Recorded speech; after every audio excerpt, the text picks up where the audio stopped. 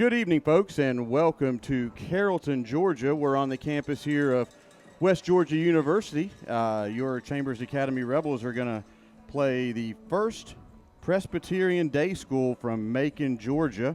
They're the Vikings, and we're going to refer to them as the Vikings for the rest of the evening because of that long name. So it's a great evening here in West Georgia. We are honored to come up here and play in the Kickoff Classic. There was a game before us that was Starkville Academy versus Trinity out of South Carolina. Right. So Starkville won that game.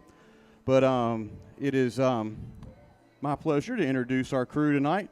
David Howard's got everything on the camera in the audio and visual section, and Sid Mickle is up in here in the box with us again. Sid, how you doing this evening? I'm doing good, Chester. Thank you very much. Looking forward to tonight. We're going up against a school with an enrollment of 943 students, so I think they brought out about 60 players. So they have some numbers, but all you can do is just line up and play them, right? That's right. I'll tell you a couple of things I picked up as we were doing research. Coach Greg Moore has been at this school at First Presbyterian Day School for 33 years and 22 years as the head coach, and this is his last season as the head coach. So I don't know if he's fully retiring or if he's just getting out of coaching and will remain the AD. So we'll see how that works out. It looks like we're about to have the coin toss. Chester, why don't we jump into the keys for the game so we make sure we have that out? Go ahead. I think the thing that I'm looking for is the adjustments that Chambers Academy will make on offense. We really were slow last week. We couldn't get any momentum. And I'm wondering tonight if we're going to see the shotgun, if we're going to see misdirection, or we're going to see them throw the ball more.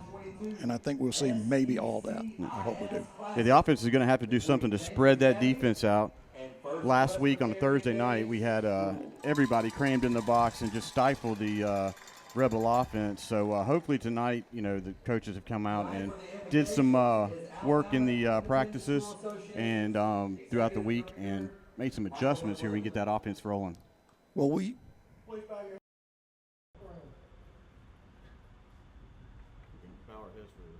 Most gracious Heavenly Father, Lord, we thank you so much for the blessing of this beautiful day on this wonderful campus, Lord.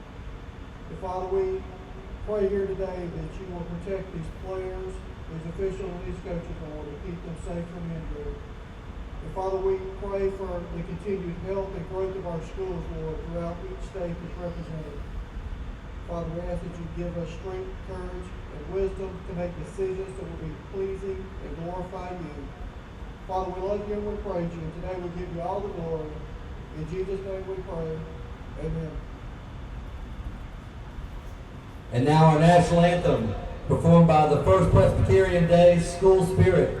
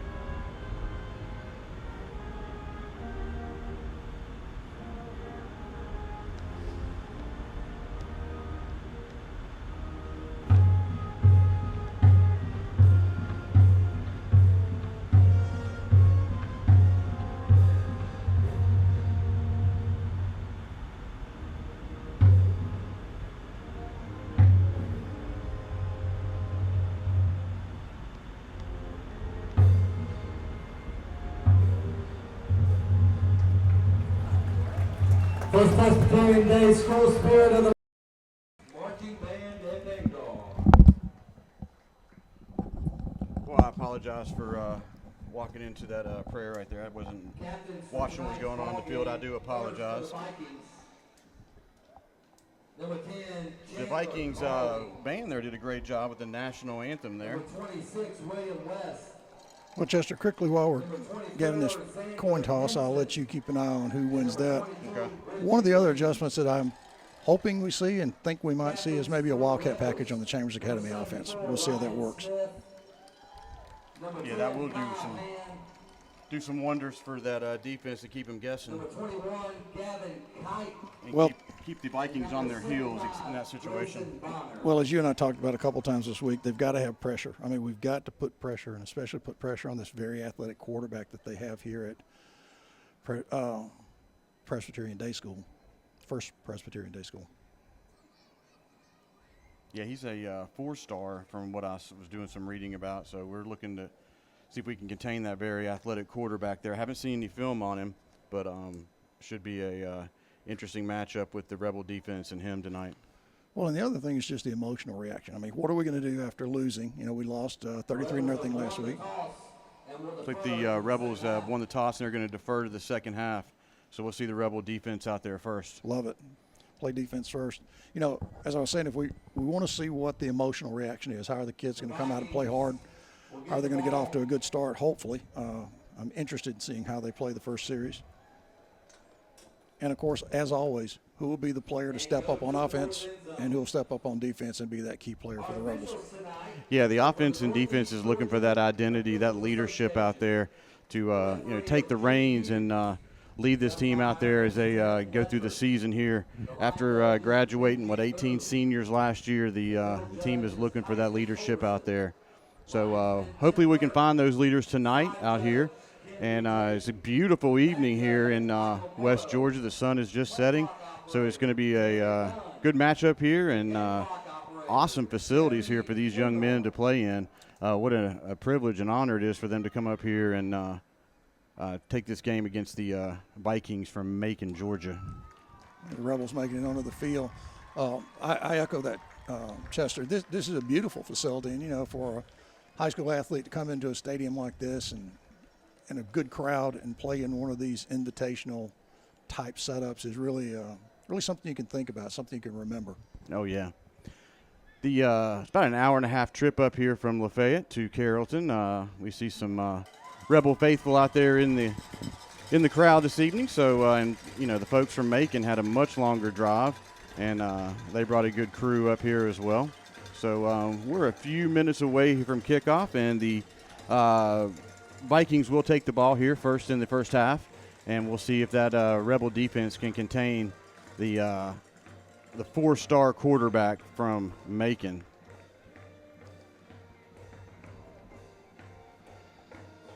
Well, we're looking for win number 299 tonight. And just for your information, all time, All time. 298. Wow. Excuse me, we have 298. We will be looking for 299 tonight. Well, we are just about ready to get underway here from Carrollton, Georgia, on the campus of West Georgia University, the Wolves, home of the Wolves. So it should be a great evening here, great exposure for both schools out here. So, you know, as we talk about some more keys to the games here, the Vikings, you know, they're coming off losing 16 seniors last year. So the Rebels and the Vikings are pretty well matched up when it comes to players leaving. So let's just see if the depth, which one has the more depth coming into the year to match up tonight. So number 86, Noah Hand, has the kickoff duties for the Rebels tonight. His first game with the Rebels was last week, and he did an outstanding job on kickoffs and punts.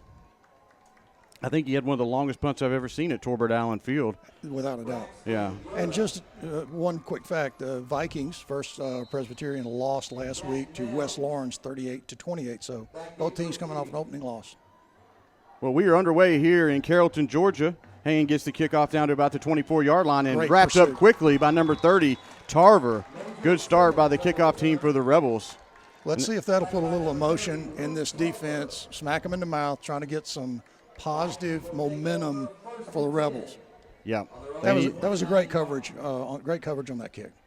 Coach Allen mentioned in the postgame last week about how the Rebels got beaten every phase, and that's something that, he takes pride in special teams and getting that advantage with special teams. So let's see if we can use that as a spark here to get this defense fired up against the Vikings. 1st and 10. Williams hands off to the right side, and not much on that right side, maybe a yard. Rebel defense stacked the line up there, and they're going to give him a yard on that, it looks like. One thing we heard Half-yard. in the player interviews last week was they were surprised that Lee Scott blocked them, individually blocked the Chambers players. That did not happen on that play, so there is a little bit of opening drive momentum going here. 2nd and 10 for the Vikings. Ball at the 30. Throwing the ball deep. Right down the seam. There's no one there. Right down the hash. And is tackled at the 15-yard line. Big pickup. That's about a 55-yard pass from Williams right down the hash to the Rebel 15-yard line. Set up 1st and 10 for the Vikings. Was a blown coverage. There's nobody near the receiver. He was running free down the middle. Both corners were in the flat, so we had nobody on him. That is a big momentum shift after the first two plays. Williams in the gun. 2 wide receivers to his left. Rolls that way. Hits number 3 at the 10-yard line. Wrapped up quickly by number 14, Jacob Norgard for the Rebels. Pickup of about 4 on that. It'll bring up 2nd down and 6 for the Vikings. Quarterback is receiving the ball in the shotgun and getting it out quick. If you notice, Chester, he's not wasting a lot of time and moving that ball around. Yeah. And he looks very comfortable back there. Yeah, and he's very athletic. You can see that right away. Good height, good size.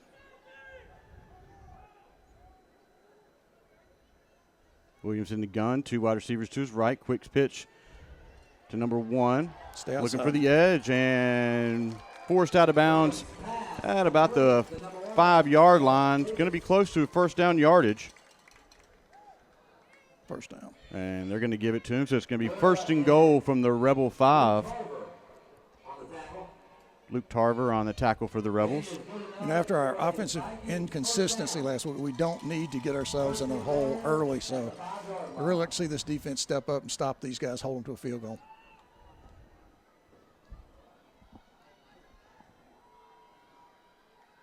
First and goal for the Vikings. Williams under center. I formation. Handoff off the left side of the line and picks up about 2 or 3 on the carry. It's going to bring up 2nd and goal for the Vikings. Good stalemate on the line, good tackling. They are getting movement. That's the thing that we really got to work on. We've got to penetrate a little bit more on our defense front, or at least stalemate. Yeah. Pickup of 2 on that 1st down run. 2nd and goal for the Vikings. Chambers on the line, bringing basically everybody up since it's on the 3.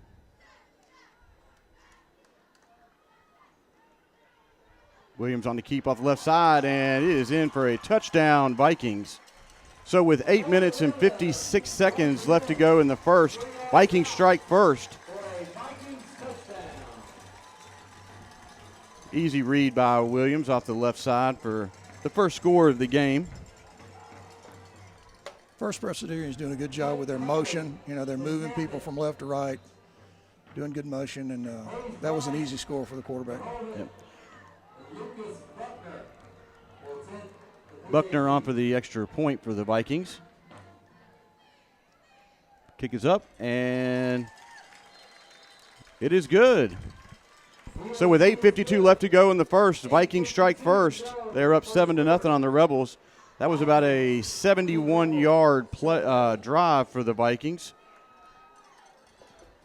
Took about, 3 minutes off the clock to drive 70-some yards down for the Vikings. Made one big play, about a 50-yard pass right down the hash for the Vikings to set up that first score of the game. Well, the blown coverage is a key.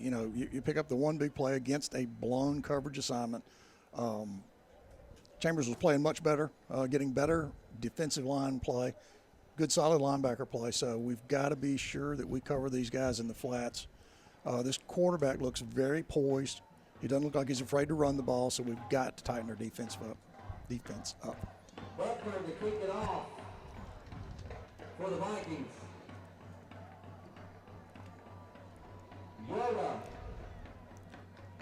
Yurda and Hand back deep for the Rebels, back at about their own 10-yard line.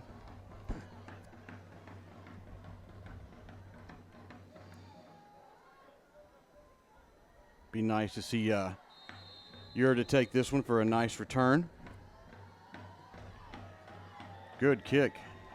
And that's going to go into the end zone for a touchback. Great kick.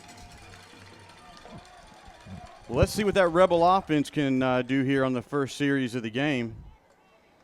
Yeah, let's see what adjustments that we talked about we see, or something completely different.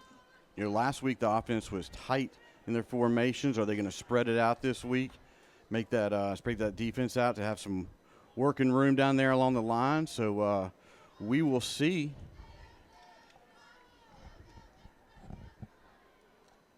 Cole Baker is in there at quarterback. Gavin Kite is to his left. Looks like we're going to start in the shotgun tonight. Yep. Well, there's a big change.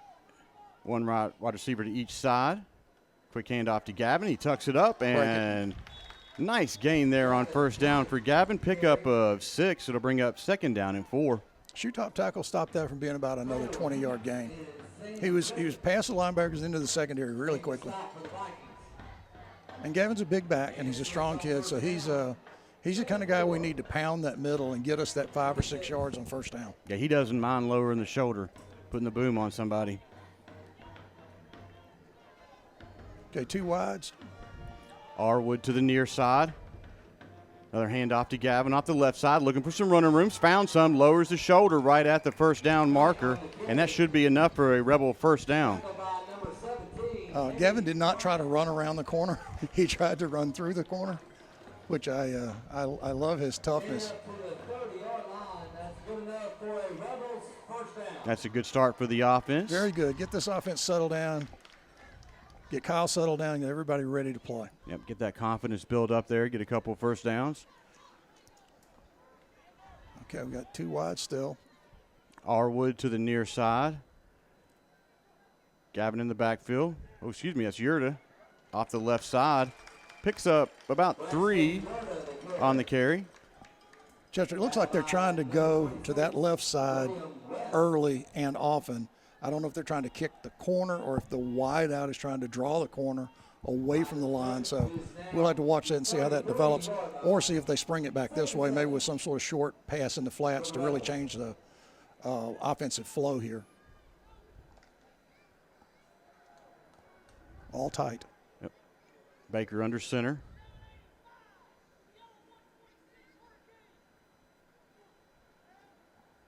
Handoff to Yurda off the left side.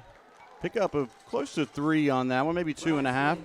You can hear Coach Allen all the way up here yelling out the call at the plays out there. That was a big hit. Their safety came up and made a big hit there, stopped that momentum because he got the corner, but he didn't pick up more than a couple. Yeah, they're definitely working there. We don't have the roster that we can really identify these guys quite as well. Number 17, who looks like he's playing a safety for me, came up, made a really nice hit on that play. that's Hayes Bryant. 3rd and 5 for the Rebels. Quick handoff to Gavin up the middle. Not much doing right there. Maybe a yard on that. It's going to bring up 4th and 4. Well, First Presbyterian just jammed the line again. They just moved inside. Well, we stayed tight, tried to just block them and beat them one-on-one, and it didn't get us the yardage we need, 4th down. But I do like the change in the offensive flow, trying to get that corner. Like seeing them in the shotgun. I think that'll be a nice change for us. Yeah. 1 first down on that series for the Rebels, and Noah Hands into punt for the Rebels. Ball is spotted at the 36-yard line. Oh, it's a fake. He got it. Yep. He got it. And then some, out past the midfield stripe. And that was number 2 on the carry. That was Buster Coker. This is his first year here at CA. He had the first down as soon as he touched the ball because everybody came inside. We were crashing inside. That's a Jason Allen special right there. That's right. We've seen that before. Yep. Last week on the first 4th down, he decided to go for it. There's another way of going for it on 4th, and it succeeded. Except, wait a minute, we have a flag on the play. Whoa. Holding on the Rebels from the first indication of the call. But if you remember, Coach Allen talked to us about discipline and our breakdown in discipline last week. I'm not so sure I'd call holding a breakdown in discipline. It just depends on whether you get called or not. That is a really, really big call. Nope. It's going to be 4th down again. Ball's in the same spot. There's a spot foul on the holding. So it's going to bring up 4th down and 5. Hand back in there to punt.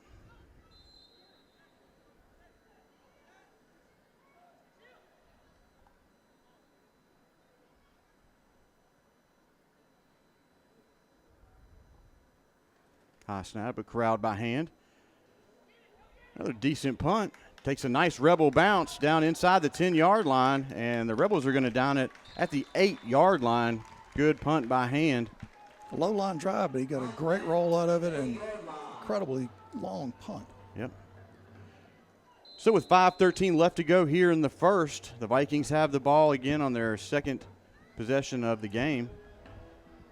Boy, the Rebels have got to be kicking themselves on that hold there. They caught the Vikings with their britches down almost and got out past the midfield stripe, but then they caught a holding on that play. I didn't see it develop. I didn't see the holding at all. But well, if you think about that first drive, I mean, we had a blown coverage, cost us a touchdown. We came out with momentum, first down, then went for it and got it. So we're seeing a lot more effective Chambers Academy play so far, right, offensively and I think defensively, except for being burned on the long play. So I'm very optimistic we can get ourselves back into good shape here in this game.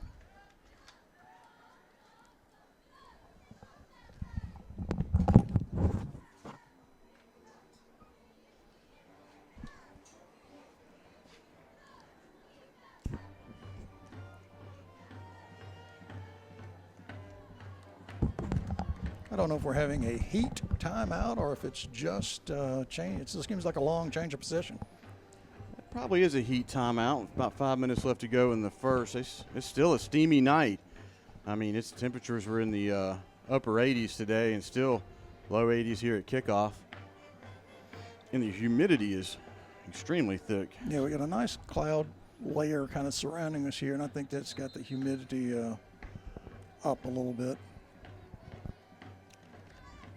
I'm certainly not going to be called to come speak at the Weather Channel anytime soon, but I can tell you it's really hot still.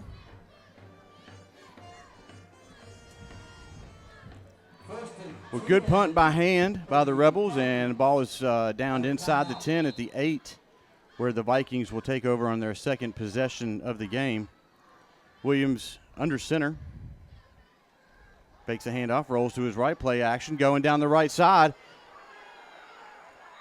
And, it is caught over the defender, and it's in for a touchdown for the Vikings. Our defender was turned around, never saw the ball. Yeah. And 92-yard pass play for the Vikings. Yeah, the Rebel defender didn't have his head turned around and jumped up, got the jump ball, and came down and took it in for a score. well, the quarterback is not afraid to throw the ball, and he's not afraid to throw the ball deep. That's two. So he's still very, very comfortable. We got no pressure on him. And right now we don't have an answer for him.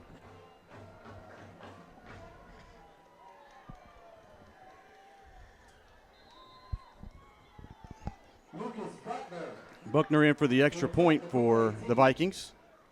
Kick is up, and it is good. So with that, the Vikings are up 14-0 against the Rebels with 4:55 left to go in the first quarter. Quick strike on that drive by the Vikings. Well, you come off a great punt, you don't expect the team to throw a 92-yard bomb on you. Well, a 40-yard bomb and run. So Yeah. we were in pretty decent condition. We just got let the guy get behind us and had our head turned the wrong way, and it's their receivers are big and they can run.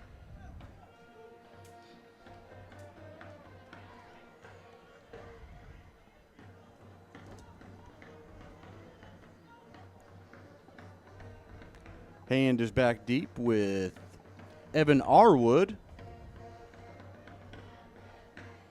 They didn't go to the motion plays. Well, they only threw that one pass, but I did notice that Chambers Academy had the end split out a little wider, maybe trying to contain this agile quarterback, maybe force him back in the middle a little bit. But it didn't matter. He dropped straight back and just threw it. Yeah, it was hanging up there for a while. I didn't know if he was going to get called for pass interference or. Yeah, it was a great catch. Yep. It was a running catch. He didn't. The ball just didn't flop in his hands. He had to reach up and catch it. So, good athletic move. Junior Lucas Buckner's on for another kick.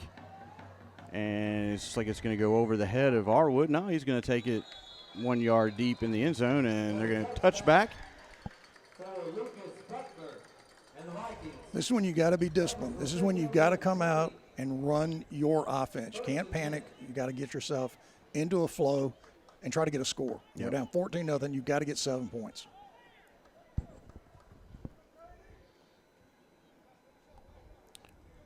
Well, Chester, we've seen the shotgun. We saw a little misdirection. We haven't seen a throw, and we haven't seen any wildcat. But let's see if that develops over the course of the next series or two.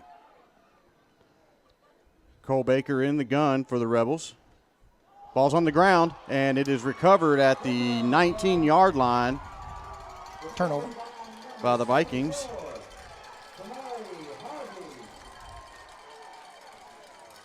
Well, so far, every break has been a very big one and a bad one for the Rebels.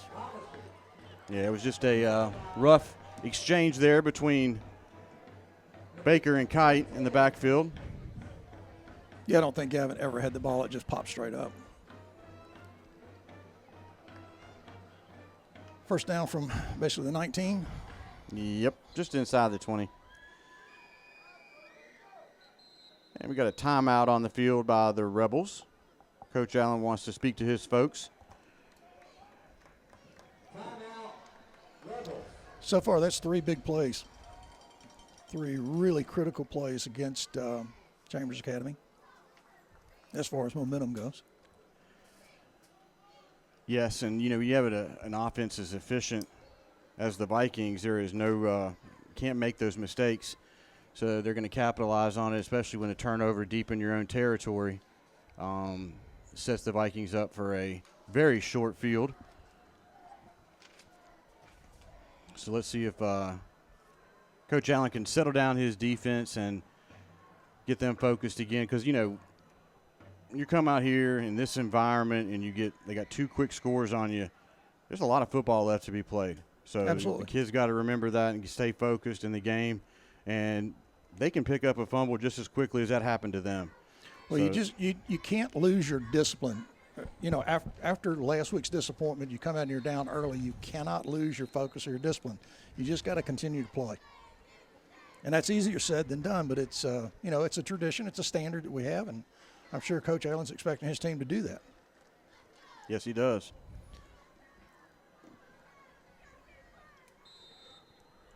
Williams in the gun for the Vikings.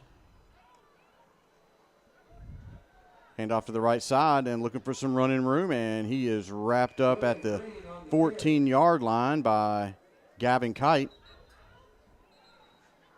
Pickup of about 6 on the play. Bring up 2nd down and 4 for the Vikings. The handling the ball has been really crisp. They are really moving well. Backs have good speed hitting the line, so I think that's why you're seeing that penetration right around very early on the first play. Williams in the gun again. 2 wide receivers to his right. Fakes the handoff and going for the far corner, and it is caught by number 3. That's Cole Heights with the touchdown. Now that was a good pitch and catch there by the Vikings. That was a very difficult catch in the corner. Yeah. That was not poor coverage. He just made a great spinning catch. You just got 1 foot down. That's all you need.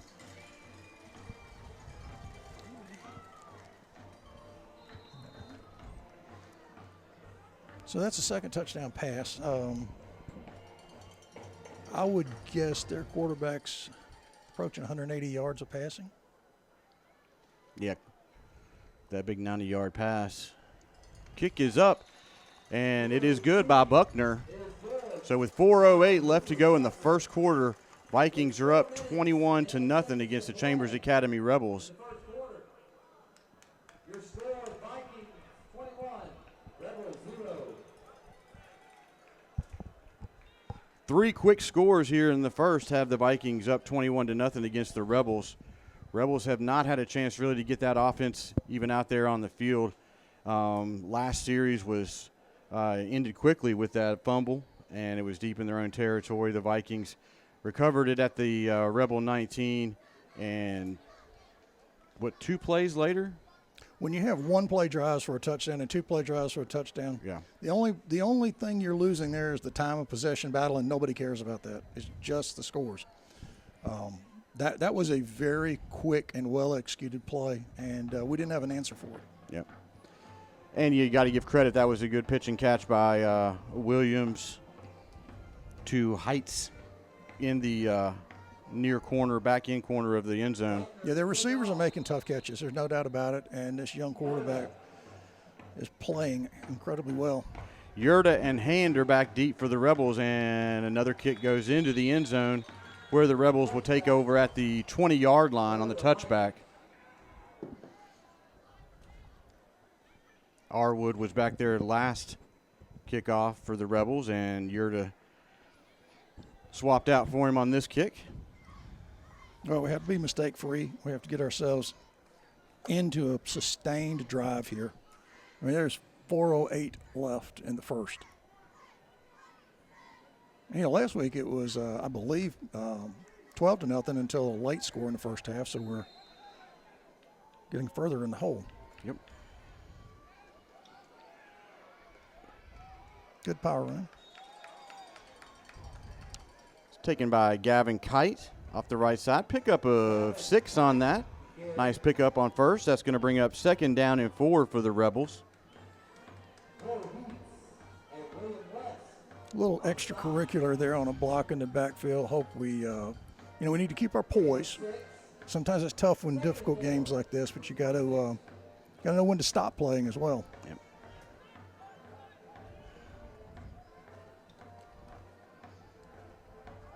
Hand off to Tarver off the left side, and he bulls over a Viking right at the 35-yard line.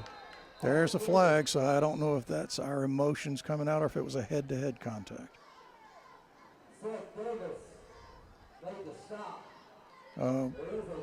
Wide receiver number 1 is coming off the field, looked like with a shoulder problem here, Chester. He caught the last touchdown pass. That's Seth Davis. I believe he's a pretty active corner as well as a receiver.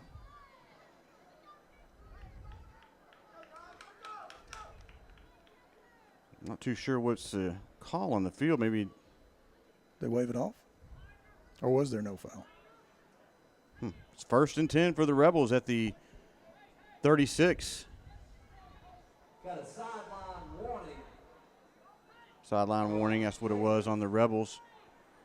The game was good enough for a first down. Baker in the gun, rolls out to his right. It's Rebel down there in the flat. That's number 2, Buster Coker, for a pickup of about 2 or 3 on the first down play. Again, we're going to have to keep ourselves emotionally in check. There's a little bit of late hits, or a little bit of pushing and shoving going on by both sides. The old adage is you'll get caught. You'll be the last person seen. Yeah, second man always gets caught.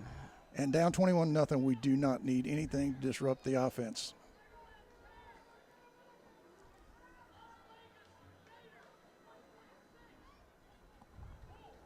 Play clock's under 10. Gets a playoff. Baker rolls to his left, and just off the fingertips of Coker, as well as a Viking defender. That was a crowded spot to throw to. It's now 3rd and 8. 3rd and 8 for the Rebels at the. You're going to spot the ball at the 38. Got another penalty from the far official over there. Seemed kind of.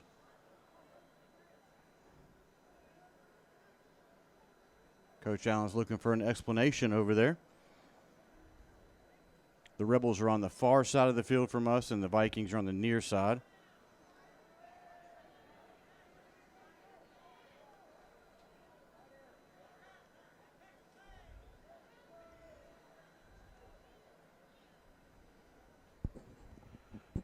As we wait for the official call on the field.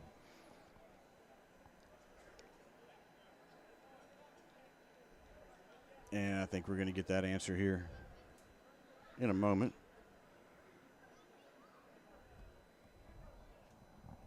I'm not too sure if the officials are mic'd up for this or not.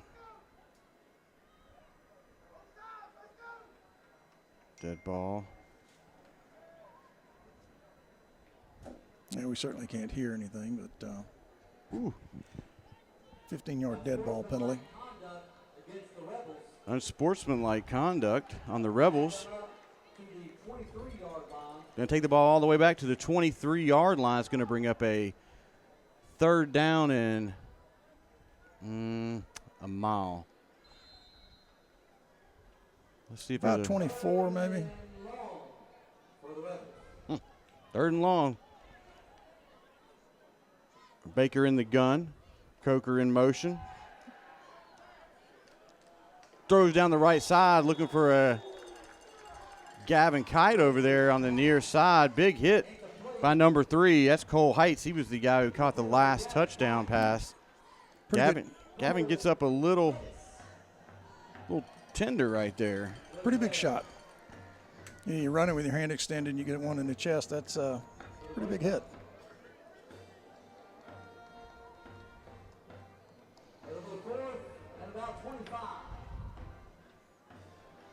Well, 4th and 25 for the Rebels. Hands on for a punt.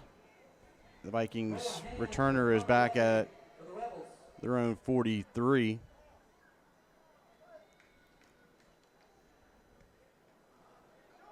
Decent punt by hand right at the sidelines. Going to make the Viking player work back to the middle. And he is wrapped up at the 40. We're probably going to get a block in the back right there. The far official called it, so it happened on our sideline. I don't know if that was the call. Very good punt coverage, no doubt about it. Yep. It's getting a little chippy out there. Yep.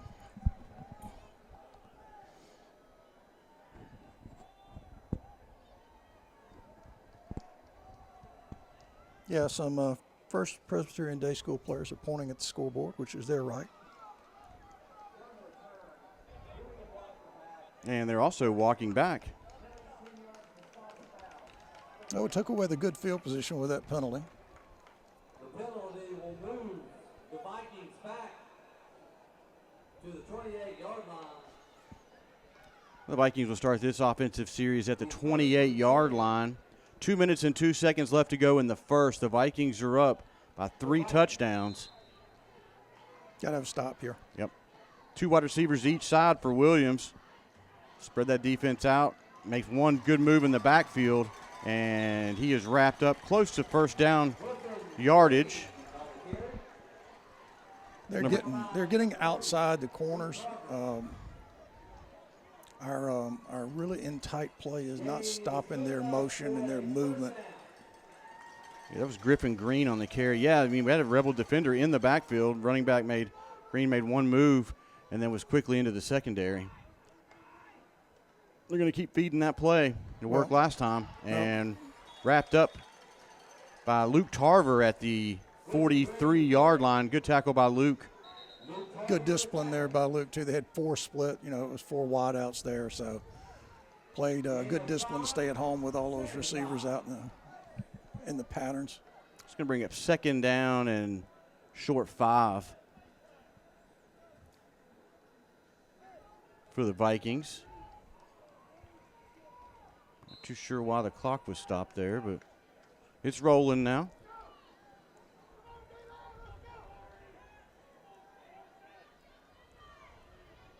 Williams has two wide receivers to his right, one to his left. Hand off to the right side by Griffin. And he found a seam on that right side. And one Viking to beat, or excuse me, one Rebel to beat. And number 22, Griffin Green, is in for the Vikings for a 62-yard run by the Vikings. Extends the score out to 27-0 with 1:04 left to go in the first quarter. Well, at the moment, we have absolutely no answer for anything they're doing. That was just a strict off-tackle play.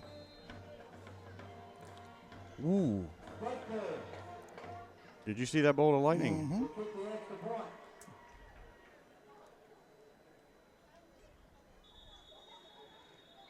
And they are going to stop play here. Offsides against Chambers, I believe.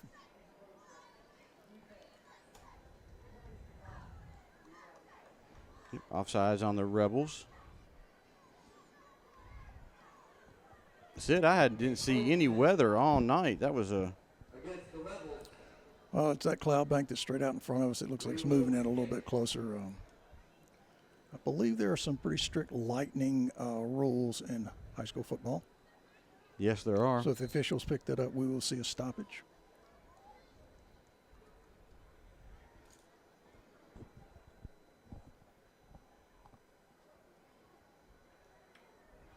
Ooh. What? I don't know what that play was. That was a bobble snap, but there's a flag on the play. Got a motion on the Vikings, so that's going to push it back. He must have just hitched, moved the ball and stopped, moved it again. Yep. 5 yards. And we'll retry. I believe that's only the second penalty.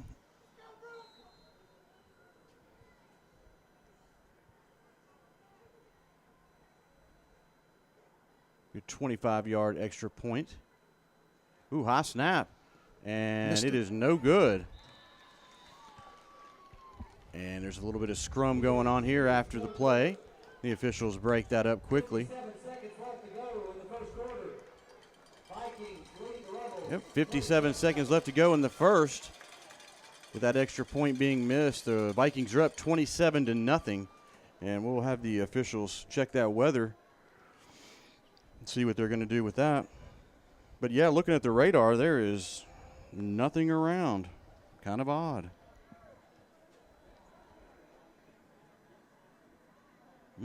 Just a couple of showers. Well, now we need to score 28 points, take a 1-point lead for the halftime. We got our work cut out for us here. We have to get some sort of offensive momentum. We just have none. And now our defense is on the field most of the first quarter. We've got to flip this.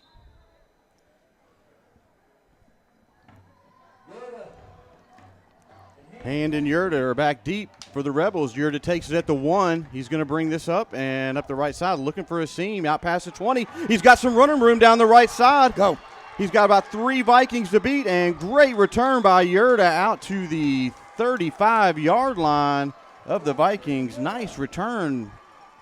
That play opened up really well. People pinched into the inside, and there's just 2 guys on the outside. Chambers made 2 good blocks and sprung him. Yep. And he was patient, let those blocks Absolutely. set up. Let that play develop and just kept going up the sideline. He really didn't change his direction. He just waited on his blockers and followed them. There's a momentum shift. Let's get a touchdown out of this. Let's get something going. First and 10, Chambers Academy. Good return for Braxton. Baker in the gun, 2 wide receivers out to his left. Little pitch to Tarver, looking for some running room. He finds a little bit on the left side, goes up for, dives for about a 4-yard gain on that. It's going to bring up second and 6 for the Rebels. Really close to a late hit there from one of our offensive linemen. We have to be real disciplined here. That mistake would really be trouble right now and a little bit of a drive. Got some late substitutions here for the Vikings. One wide out. And Motion. I wasn't set on the line, trying to catch the Vikings. Yep. Trying to catch the Vikings there, getting in position. And that's going to push them back to the, 37. It's going to bring up second down 11. and 11 for the Rebels. Just self-inflicted wounds here. We've got to stop doing things like that. Number 4, Arwood to the near side. Baker in the gun. Hand off to Gavin off the left side, waiting for his blockers, and he is fighting for some tough yards over there. Picks up about 4. It's a good, strong run. They brought the safety in the corner up and made the tackle. And that's going to do it for the first quarter here in Carrollton, Georgia, on the campus of West Georgia University. The First Presbyterian Day School Vikings are up 27-0 against the Chambers Academy Rebels.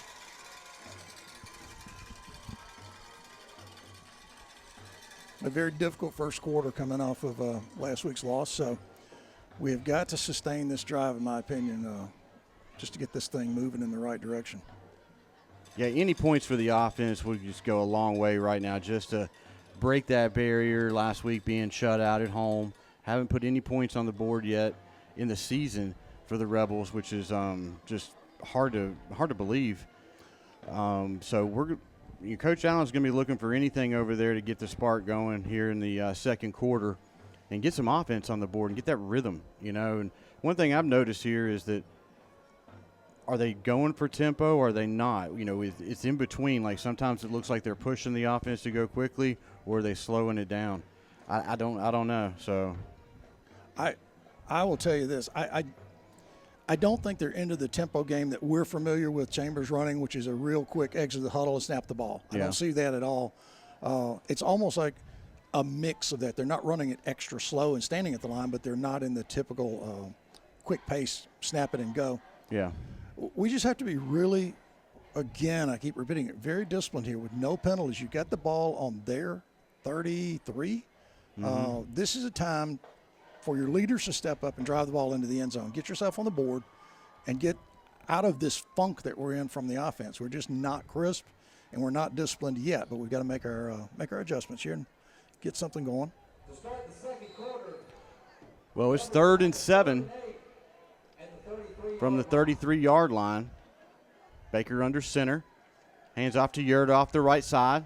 Found a little bit of running room over there. Got to go for this one. Yep. It's going to be 4th and short for the Rebels. They're going to spot the ball at the 28-yard line, it looks like. That was not a generous spot, to be No, honest. it wasn't. I thought he was much closer to the first down.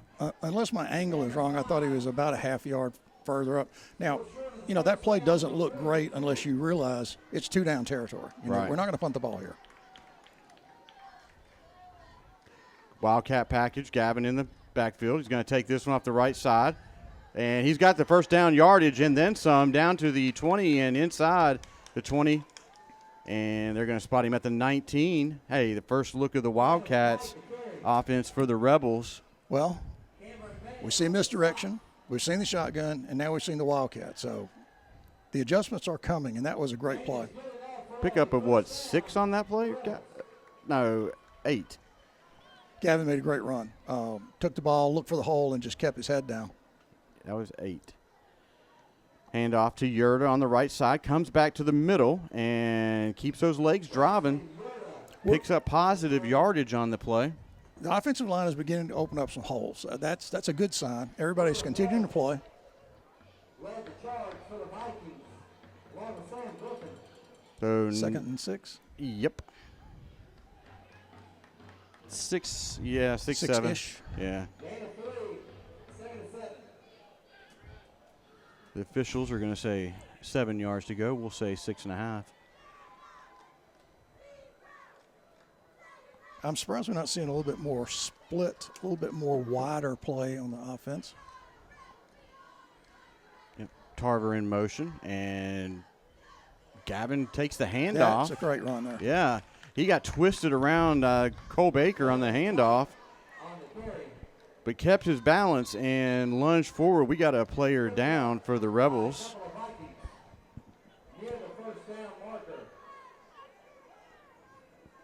It's one of our offensive linemen, number 75. That's Grayson Bonner getting up slow.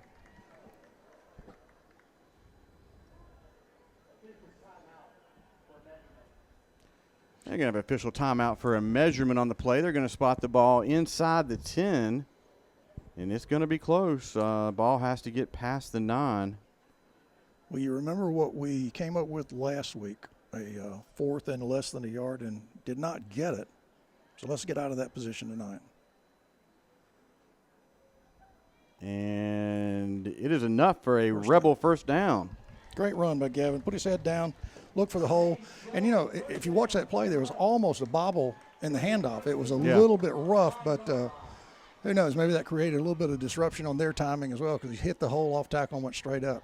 I think their feet got caught together a little bit. There was some. Well, this is the second one of the exchanges with Gavin I've seen that haven't been really smooth. So we'll have to pay attention to that and see if they can work that out.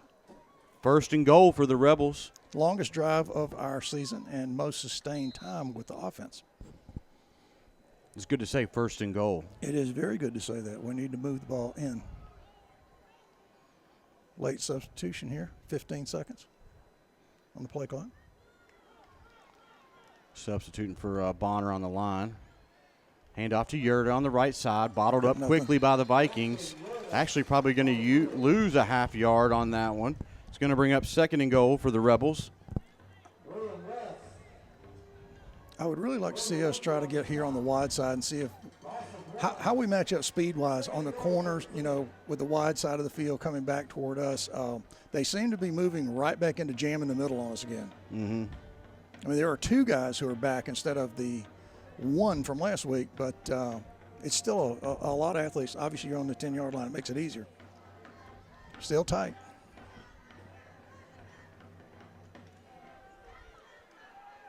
Handoff to, I missed that. That's Yurda.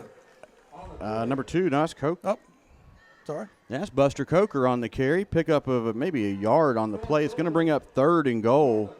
They're going to spot it at the 9-yard line. Well, there was no blocking. I mean, it really was it almost looked like a busted play because he gets to the line of scrimmage and 4 guys hit him. So that's really tough running. Gavin looks over at Coach Allen for the call. Play clock is down to 15. And we're still in the huddle, so I'm not sure we can get this play off. Yep, Coach Allen's calling a timeout. He wants to make sure they get the most they can out of this play here and deep in the Viking territory.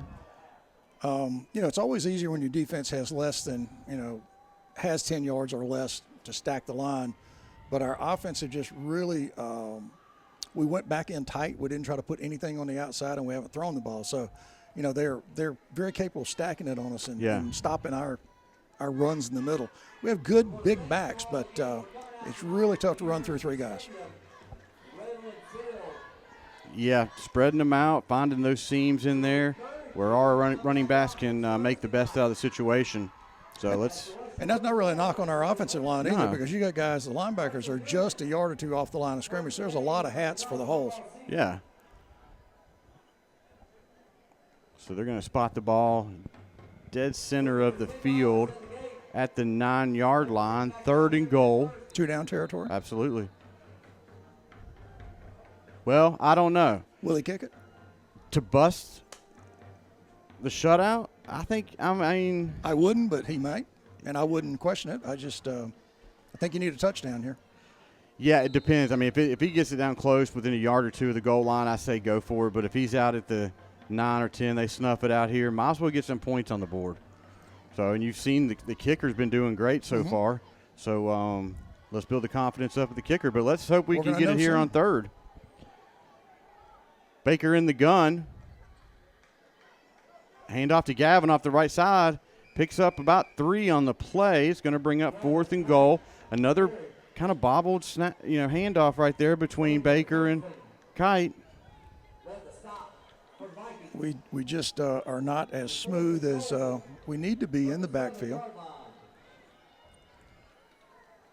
We're almost just consistently running off tackle, so I hope that we can change that up and get some outside plays going here. Baker gets the call from Coach Allen in the gun. Oh, ball's on the ground, and it is recovered by the Vikings at the 7-yard line. That drive ends with no points. Is that our second fumble of the evening? Yes.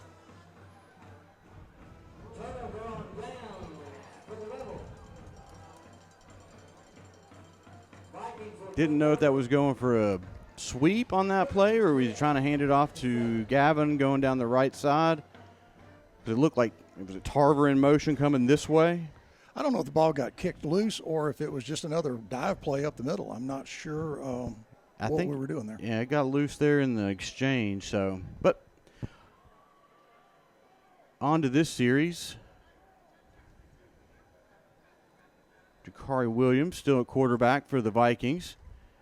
Hands off right up the middle to number 22. That is Griffin Green on the carry. Picks up about 2 yards on the play. Going to bring up 2nd down and 8 for the Vikings. Tackled by that entire defensive line there, and good help from Luke coming up from linebacker position. Tackled by a host of Rebels. Williams in the gun. Drops back. Looks out to his right. Hits his receiver, number 5, at about the 17-yard line. Wrapped up quickly. That was by number 1, Yurda. Catch was made by number 5, Carter Hayes. 3rd and 1, I think. Yeah, 3rd and 1. Coker was involved in that tackle as well for the Rebels. That was an easy pitch and catch. Yep. He ran his 5 yards. Ran his pattern, and Williams hit him quickly out there. Hey, and that's one thing that Williams is doing for the Vikings is he's getting rid of that ball quickly. There is no time for the Rebels to put any pressure on him back there. He's got a quick release.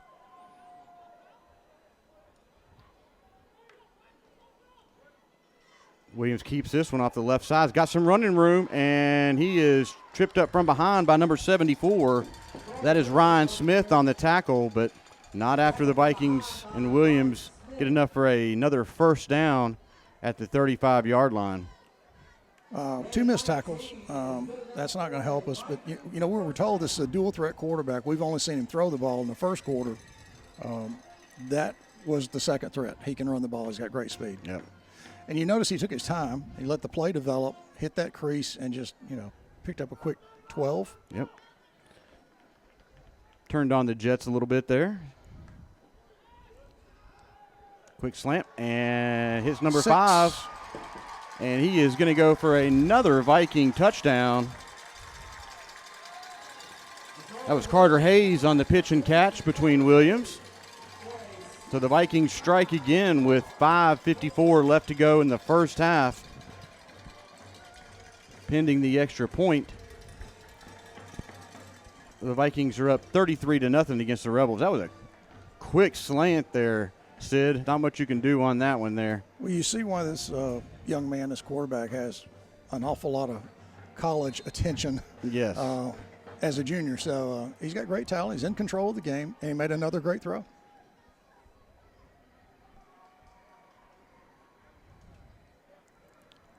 Buckner on for the extra point. Kick is up, and he splits the uprights. So with 5:54 left to go in the first half, Vikings are up 34-0 against the Chambers Academy Rebels here in Carrollton, Georgia at the Kickoff Classic. Well, what do you do on the ensuing possession, Chester? Do you make wholesale changes with your plan, or do you stick with what you've got? I think you try to start building off of something. Don't change anything. You're just going to, keep chopping away at what you're doing. Get Gavin set up back there, making some runs. like to see Baker do some, quick throws, just some nice, throws out to the flats and try to get some defense spread out that way. We saw a lot of that quick throw into the flat during practice this week, and I have not really seen that. And I certainly hope that we go to that. I'd like to try to loosen these guys up. We are running up the middle an awful lot still, so I hope we can gain a little bit of momentum, get some activity on the corners. The coaching staff has to find something that works, not for just this game but through the season. They've got to get out here and find something that these guys feel comfortable running and can continue to do it over and over again and succeed. So, they've got to come back there and start finding the plays that work the best, where these guys feel comfortable at, and where they can capitalize the most off of each play. Well, it's down to you've got to beat your man. I mean, that's what it's down to. You've got to take care of the guy in front of you. You can't count on somebody else to make a big play. Now you got to block your guy and tackle your guy. That's exactly what has to happen from this point. And it's 34-0 with 5:54 in the first half. So we have to do something to stop their momentum and get some positive. We haven't looked good on either side of the ball, to be very honest with you. We've had some very big plays that hurt desperately, a big penalty, but you still got to overcome those things. And there's been a couple plays here and there that look good for the Rebels, but nothing put together to sustain anything. Kick is a little pooch kick down to about the 30, caught by number 6. That was Peyton Yurda. He's a freshman. It's the younger brother of Braxton Yurda. We have several sets of brothers, I guess, on this football team. Yes, the Hand brothers. Yurdas. I'm probably missing a couple here. I apologize if I am missing them. Well, we'll see what Chambers comes out and how they alter this offense, beginning probably their last offensive sequence before the halftime. And the Rebels will get the ball to start off the second half as they deferred in the first. Baker in the gun. And there's going to be a ball didn't get snapped as motion penalty.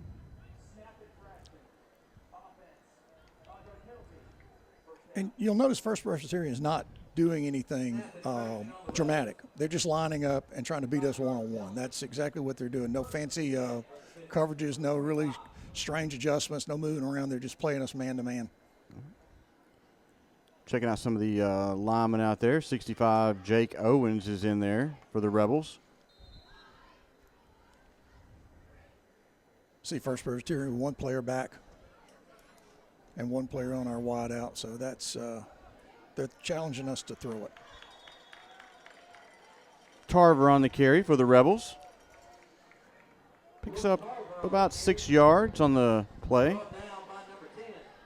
And I see their free safety, number 1, is back in the game. That shoulder injury wasn't too severe, maybe just a stinger.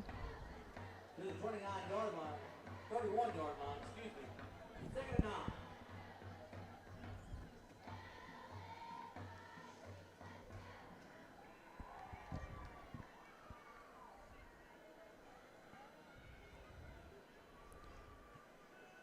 Play goes to the right side.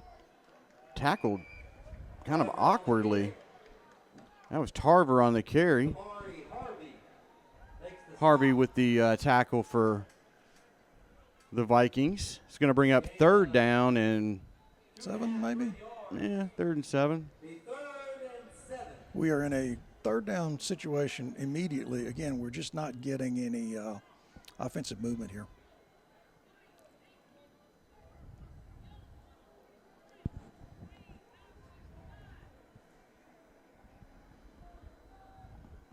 Play clock is at 10.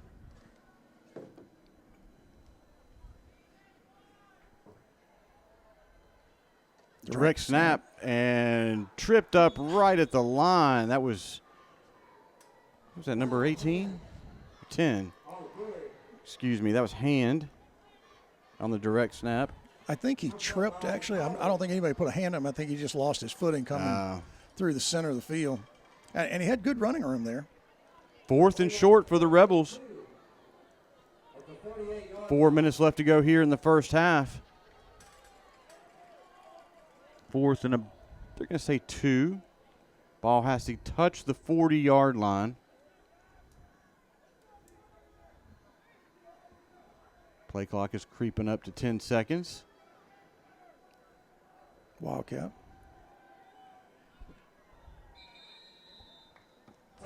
Number 21, Gavin Kite, calls timeout for the Rebels. 4th and 2 with 3 minutes and 37 seconds left to go in the first half.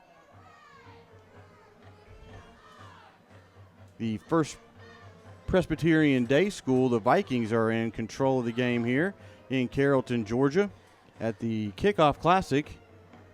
Typically the Kickoff Classic is the first game of the year, but both teams, this is their second game of the year. Next week, the Rebels jump into region play at home versus Edgewood.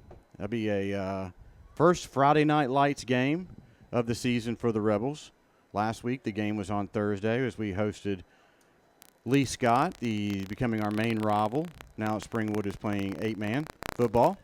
Well, it's the second AAA team in a row.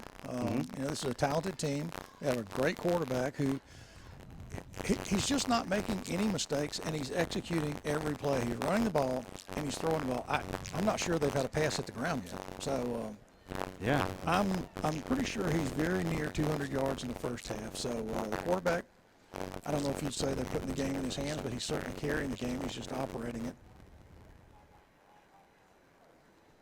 And he is executing at a high level for the Vikings, and we wonder if we'll see him in the second half. Staying in the Wildcat. Directs out Gavin Kite off the right side, and he lowers the head looking for first down yardage, and he rolls forward. I don't think he touched the ground until after he got off the mile. And depends on the spot here. They got him closer to 40. They're going to get first down Rebels right on the 40. Look at that spot. Seems like a quick spot. I mean, stop. He was still in the air. For that place will be over. But anyway, first down, that's all that counts. See a little bit more of the Wildcat change. Still coming out very tight. Baker under center. Right up the middle. By Gavin on the run. And excluding the penalty, that was a nice pickup there. About 6 yards. Check the laundry out there. Chop block on the Rebels. A block below the waist. We have really made some drive killing penalties and mistakes here. Now we'll be looking at will it still be first and 25 again?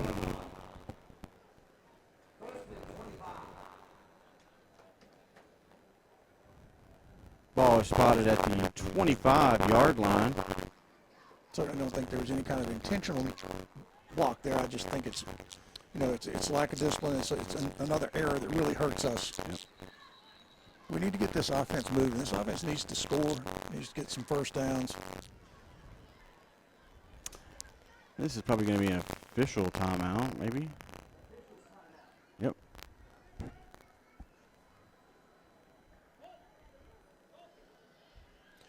Chester, we have put a few of these scores on a lot of opponents during the last 5, 6, 7 years. So this stuff happens, but we're ready to go.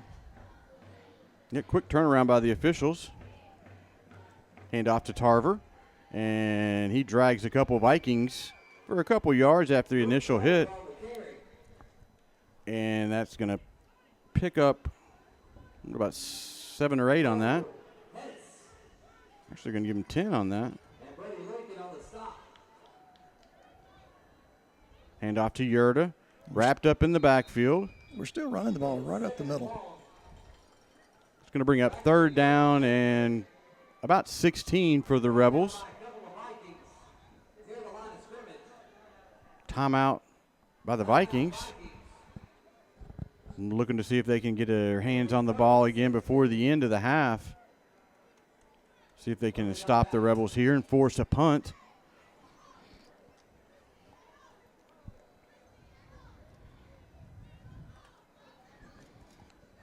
Tough sledding for the Rebels tonight.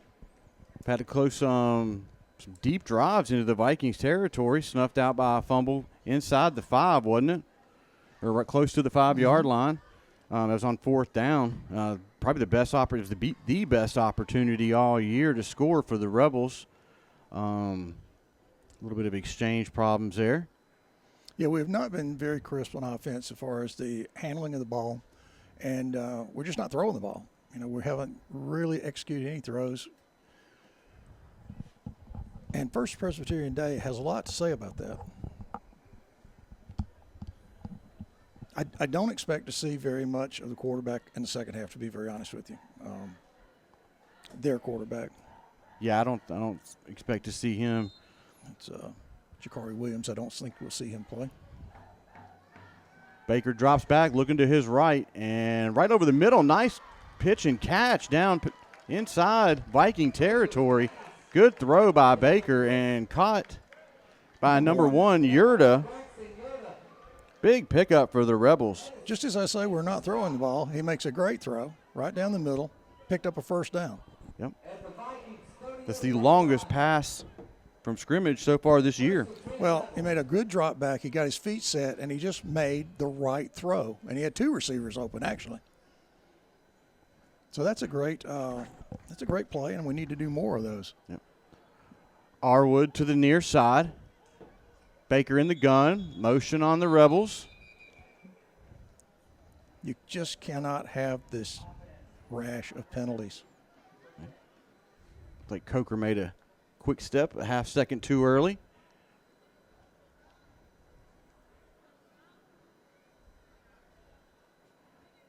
So that would be a 5-yard penalty. Bring up 1st and 15 for the Rebels. 2 minutes and 12 seconds with the clock rolling here at the end of the first half. Rebels looking to put some points on the board. You don't want to be in a pressure pass situation with a young quarterback and this kind of talent on defense either. I mean, I think it's great to throw key plays, try to get first downs, throw over the middle like that, but I'd love to see us throw some screens, throw some in the flat. Ball's on the ground again, and looks like it was covered quickly right behind the line. There's some activity going on in the secondary of the Vikings. Not too sure what was happening down there. There's just a sustained block that's probably not necessary, but 65 was downfield for the Rebels. I think they got wrapped up and they kind of slung each other forward. So I think no harm, no foul, but finishing the blocks. You don't want to get the penalty on that play for unsportsmanlike. Right. And 3rd and 15. It's very familiar for us so far. Official timeout again on the field.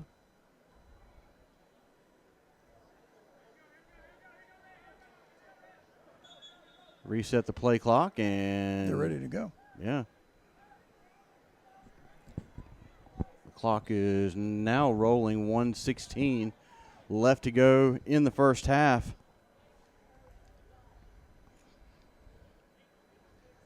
It'll be under a minute by the time the Rebels snap the ball.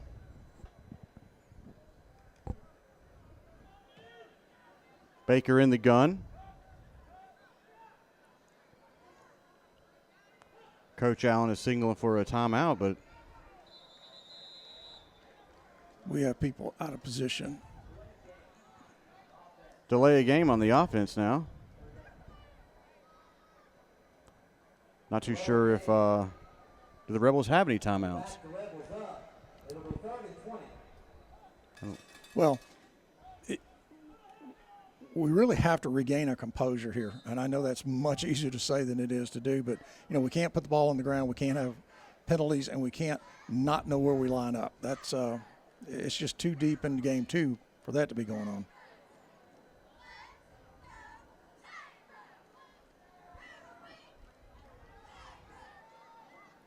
Baker brings the play in the gun. Low snap, rolls out to his right, looking downfield, and ooh! His interference, but he made the catch. Catch by hand right at the first down marker. Big collision out there But Kyle Hand held on to the ball. That was a great catch, just so you know. He knew he was going to get hit, and he went on and caught the ball anyway. Yep, good target by Baker. Hit him right there where he needed to. He's going to walk that one off. An injury timeout now. Yeah, they needed to blow that one dead and get him checked out. Hand hurt a knee or an ankle here on this play in that catch. That was a really great throw. Nice movement, and you know, the contact was instantaneous. I think that could have gone interference if the ball hadn't been caught. Yeah, great concentration. That's kind of the spark that you need, you know, get those plays, get those under your belt. You want to see your players continue to play. Right. There's nothing more you can do is just play the next play. You can't coach, you know, you can't cheer, you can't do anything but play. And if you don't want to play, then you shouldn't be out here. So that's what our guys are doing. Hand gets up under his own power. Good to see him walking off, stretching that out. So 18 seconds left in the half, so we're going to have to throw it to score, I think. Oh, yeah. Ball is spotted at the 28-yard line of the Vikings, and first down for the Rebels. See a couple quick shots going downfield. See if we can get this in the end zone. The starting defense is on the field. They do not want to give up the shutout, so they're not going to let us have a cheap one here.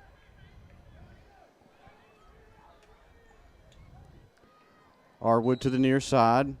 Baker in the gun. Low snap again. Coker was in motion. Hands under pressure and looking for some room, and he's trying to find something. Great move. Oh, ball's on the ground, and it goes out of bounds. It takes a Rebel bounce, and the clock stops with 1 second left to go. I knew that was taking a lot of time off the clock. Baker did a good job not to get caught in the backfield and sacked and hit his wide receiver. And during the tackle, he lost the ball, and it went out of bounds to stop the clock. Well, he made two good moves. He broke the right way on both of them and still delivered the ball to the receiver. And the ball just got knocked out of the receiver's hands after he caught the ball and was running. So 1 second. Two good pass plays on this drive. And Gavin is to the left of Baker. Got to throw it in the end zone. Baker drops back, and he's going right down the middle of the field, and no one's at home, and ball falls incomplete.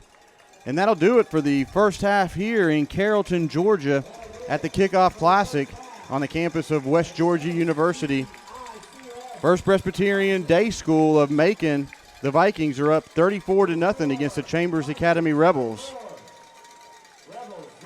So we are going to take this to half and take a break here real quick and get something to drink, and we'll be ready for the second half. And we will join you a few minutes earlier than the kickoff to go over what we saw in the first. What do you say, Sid? I think that's exactly what we'll do. And hopefully the Rebels are sitting down and thinking about things that worked and trying to get something momentum-wise changed for the second half. 34-0 is a tough comeback, but you've got to play this second half like it means your season. You just don't want to go down like this. Yep. Well, we will take a break and come back to you at the beginning of the second.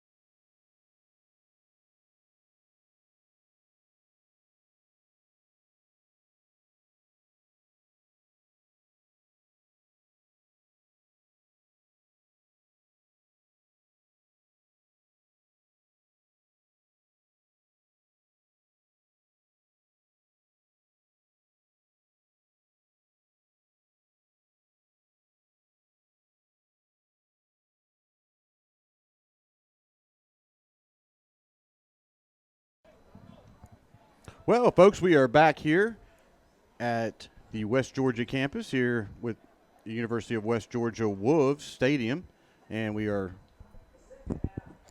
getting ready to start the second half of the game.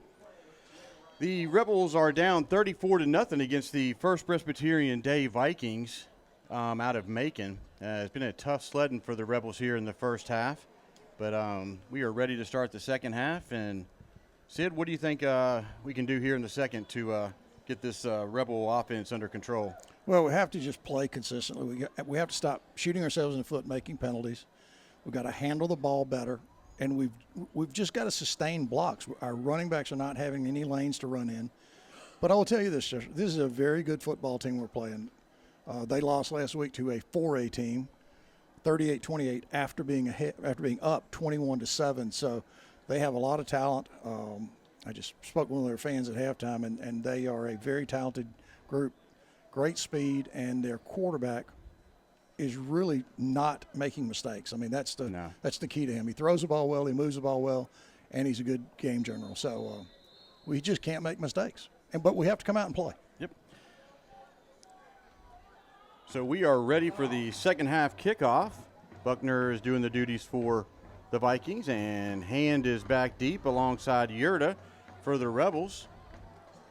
Yurda takes it at the 11, working up the left side, and he is hemmed up at the 20, bounces off one would-be tackler, and extends the play out to the 23-yard line. Good to see Kyle Hand out there after that big shot he took at the end of the first half on a pass from Cole Baker. Rebels looks like they're dealing with a little bit of injuries out there. I saw a couple defensive linemen that had their pads off for the beginning of the second half. So hope all is well with them. Baker under center. Hand off to Luke Tarver, and he's keeping his feet going and ducks his head. Picks up a great run. About 8 yards. 8 yards on first down. See, we talked earlier about misdirection, where we're going to see misdirection. So we have seen all four of those things we talked about in the pregame.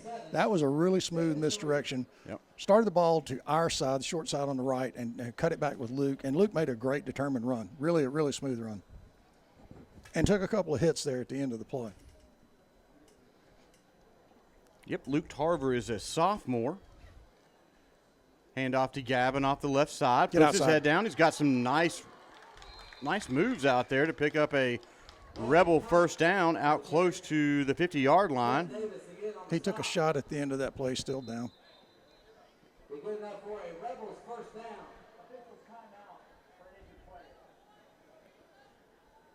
Chester, on that play, I mean, that was a really strong run. Gavin is a big guy. He runs hard. He doesn't mind putting a shoulder to people. But if you notice that defensive back, against a lot of teams, you break that play. We didn't break it against him because he got great position and he made a really solid tackle. Yeah, Gavin gets up with a little bit of assistance from some of the coaches over there for the Rebels. Hopefully just had the wind knocked out of him. He'll come back. He is a tough kid. 1st and 10 for the Rebels at the 47-yard line. Offense comes quickly out of the huddle. Handoff. Met right at the line of scrimmage by about 2 or 3 Vikings. No movement on the line on that play. Just defensive line held their ground.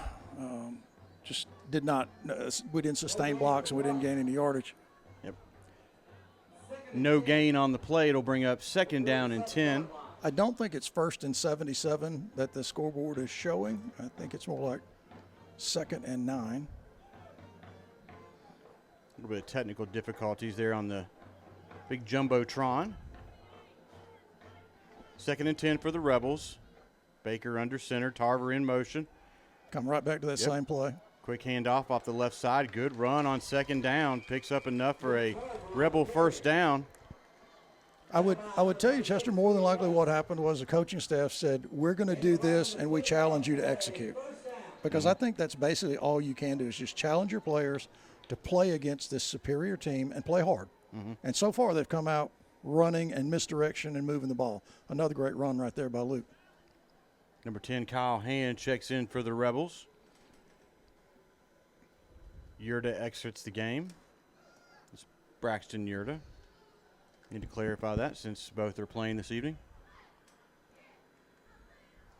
Handoff, right up the middle and met quickly in the backfield, probably for a loss of about a yard on the play. That is number 5, Tyson Hewitt Jr. It's his first carry of the evening. There was no room on that play. Yep. Second down 11, excuse me. Sorry, beg your pardon. Yeah. I'm really happy to see that Kyle Hand is back in after that big hit on the reception. He seems to be moving fine. Made a great catch, took the hit, got the first down.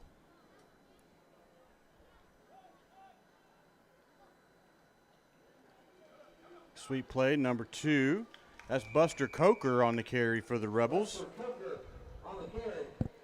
Buster did a really good job of cutting that play back. It looked like he was going to try to make the corner. He just cut it up off the outside lineman, probably the tackle, and just cut it back for about, 6? Yeah, good pickup. Yeah, he saw that opening and boom, turned right upfield and got some positive yards there on the play. I don't see Gavin back in the game yet. We'll have to keep an eye on when he makes it back. Coker in motion. Handoff off the right side. Yurda dances back toward the middle and lowers his shoulder. Going to be close, but he's going to come up short on the third down carry. It's going to bring up fourth and about a yard and a half for the Rebels. I think you have to go for it. Oh, yeah. That was a tough run. Not much blocking on the initial series. He out-juked one guy, then just put his head down and tried to drive forward. Yeah, there was no blocking on that right side for him.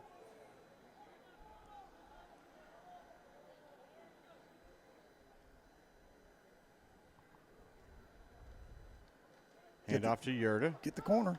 Following his blocker and puts his head down, lunges forward, and it's going to be close. I think he got that one. The spot is close to the 31, and first down. They're going to give it to him. First down for the Rebels. Good determined run there. At the 31-yard line. I'm liking what I'm seeing as the guys come out of the locker room, Chester. Nobody's quit playing.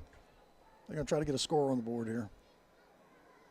Yeah, I don't think you're going to see a Rebel team quit at all under the leadership of Coach Allen and his crew.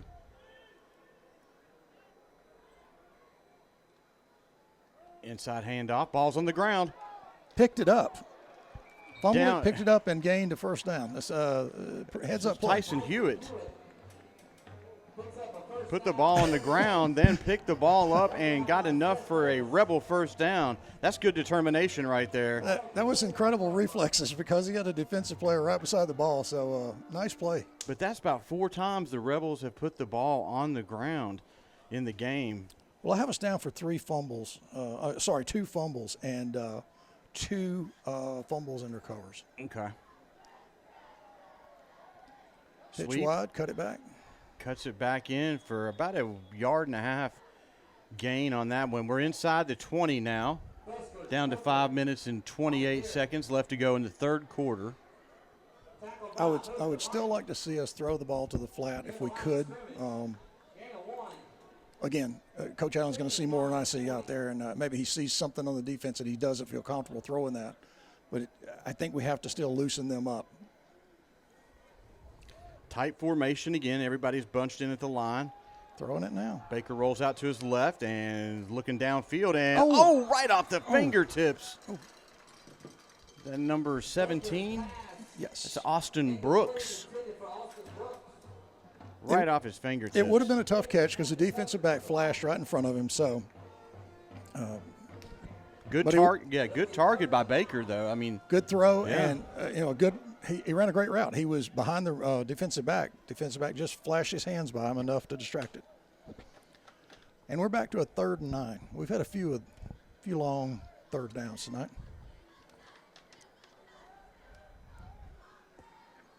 Quick handoff to Tarver on a sweep. And he is bottled up quickly right at the line, maybe about a yard on the carry. The First Presbyterian Day School defense strung that play out and let their linebackers come up and make the play. Looks like our kicker, Noah Hand, is coming in. That's number 86. Coming in for a 34-yarder, Sid. Is that right? Yep. To attempt a 34-yard field goal. Good snap. Hand gets the snap down, and the Good. kick is up, and it is good. That So would've- the Rebels are on the board with 3 minutes and 28 seconds left to go in the third quarter. I absolutely agree with kicking the ball on that play. Your kids came out, they got the ball, they drove the ball down the field. They deserve to get something out of it. You know, it is 34-3, but you want to get points on the board, reward that offense for keeping the ball moving. That's right. A much better drive, much better play. And I think the field goal would have been good from 10 yards further out, to be very honest with you. We got to get some more information on the kicker, Noah Hand. We absolutely do. Yeah. He has really performed well.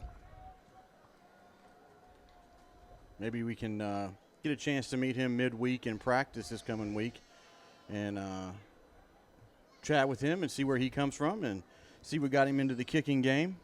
And we will be home next week, next Friday night. Yep. Against Edgewood, I believe. That is correct. We open up region play. So if you don't have plans next Friday, come on down to Torbert Allen Field on the south side of Lafayette for a good time. We'll watch the Rebels take on Edgewood there. Should be a good matchup.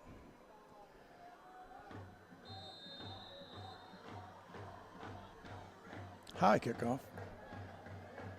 And it's going to stay right in bounds. Good little pooch kick Don't there. let him get there. There you go. And good coverage there on the Rebel. Seth Davis on the return. I don't think it was a late hit. I think the defensive player thought he hadn't gone down and was still scrambling. Yeah. Yep. So they're going to spot the ball at the 30-yard line where the Vikings will take over with 3 minutes and 5 seconds left to go in the third. It appears we have a running clock right now. I'll tell you this. We're going to more than likely go into next week 0-2. We'll start region play with Edgewood. I believe it'll be loud. I believe it will be busy. And I think our CA family will show up and try to get our first win. Oh, yeah. What a great way to swing the season around early is get a big, strong There you win. go. Great defense by the Rebels. Bottled up the Viking deep in the backfield. Tackled by number 76. Started it off. Dylan Williams was one of the first Rebels to meet him in the backfield. I would really like to see us be a little more disciplined. We're on the edge of hitting late, and we don't need to do that. I understand the emotion of being down 34-3, but personal foul at this point doesn't help you a lot. No. 4-yard loss on the play for the Vikings to bring up second down and 14. Ball spotted at the 28-yard line. And a lot of my former teammates will say that's a very strange thing to come from me. What, to be disciplined? Yeah. Oh.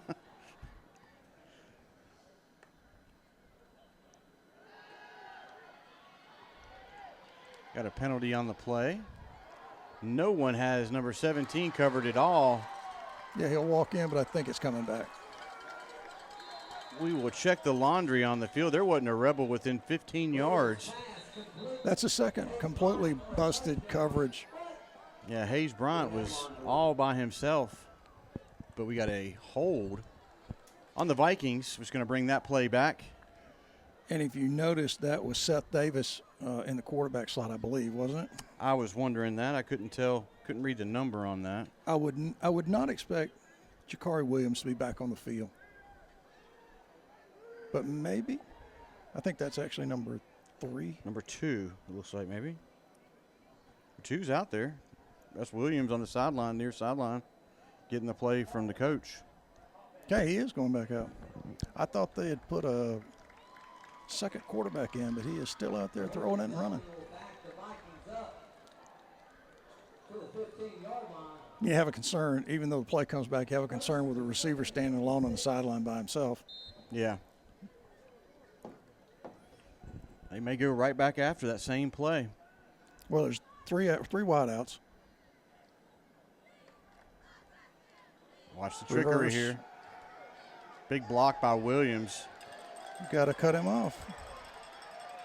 Way to use the sideline by number 7. That was Ricky Brooks for the Rebels to help keep him bottled up and keep that play from going all the way right there. We have a few changes here on defense. That's the first we've seen of Ricky Brooks so far this game. I see number 55, Drew Shepard's in the game.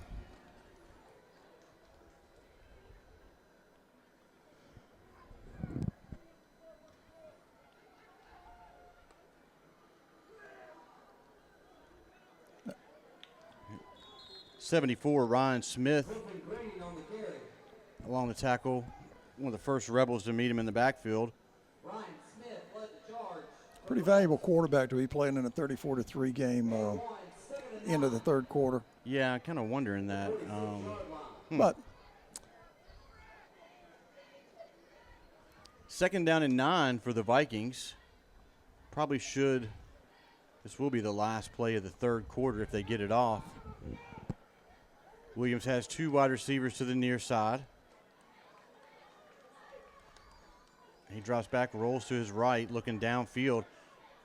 And right through the hands of his intended target at the 40-yard line. That's one of the few balls that's hit the ground that he has thrown tonight. Number 5, Carter Hayes on the drop for the Vikings. So after 3 quarters of play, the Vikings are up 34-3 against the Rebels. Good to see the Rebels break that scoring drought there and get 3 points on the board by Noah Hand with a 34-yarder.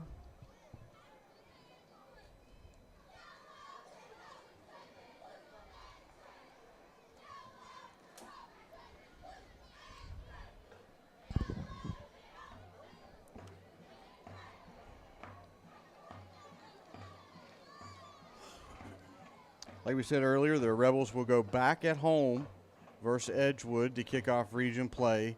7 o'clock kickoff from Torbert Allen Field, south side of Lafayette, this coming Friday. Come out, experience the atmosphere. It's one of the best in the state of Alabama. And it should be a great time getting into some region play there. I'm not too sure what Edgewood did last year. Did they get knocked off early in the playoffs? I'm not sure. I think they lost last week, and I'm not sure. Maybe Abbeville. But I'm not really sure of that. Let's take a second here and check that out.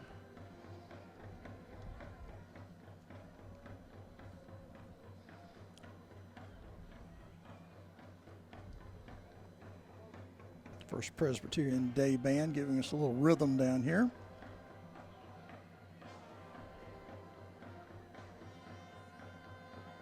Feels like I'm at a Braves game. Still more changes on defense. We got some young players playing, and I understand that. I think it's actually a good thing to be doing right now. Yep. Williams still in there for the Vikings.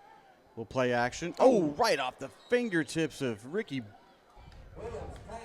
Brooks. Oh, he almost got the pick on that. Came off the fingertips of the Viking receiver and almost could have picked that. And Yeah, just how close that would have been. It would have been a nice turnover to get here with moving into the fourth quarter. You know, if I'm not mistaken, we have 18 freshmen on this squad. That's a lot of kids that have been playing together for a couple years already. Yeah. Yeah, and these kids have they start off in the Pee Wee ranks together. Nice out pattern and hit number 5, Williams to Carter Hayes. He tiptoes down the line and steps out of bounds at the 33-yard line. First down and 10 for the Vikings. Made a nice catch and a nice cut. Made up for dropping that pass in the flat. Yeah. 10 minutes and 50 seconds left to go in the game. Well, First Presbyterian is still airing it out, still moving the ball. They're not gone into a possession clock-killing offense as of yet, and they still have the starters out.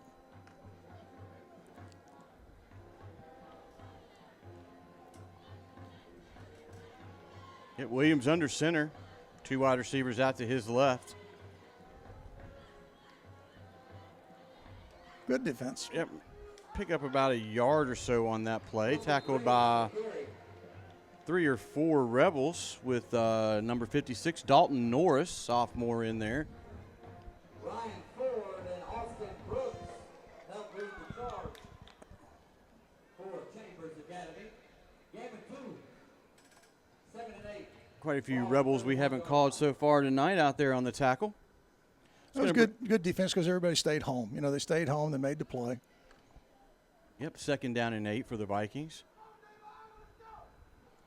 Evan Arwood back here on the corner.